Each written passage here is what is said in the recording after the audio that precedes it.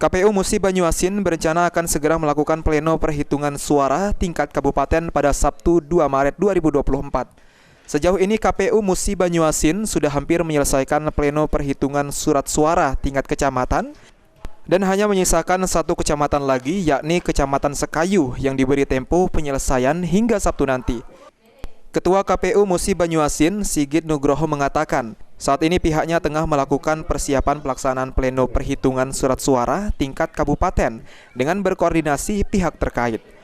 Alhamdulillah jam 1 kalau tidak salah jam 1 malam tadi sudah selesai di Kecamatan Bayung dan hanya tersisa satu kecamatan lagi yang belum selesai pleno, yaitu Kecamatan Sekayu. 14 kecamatan lainnya sudah selesai.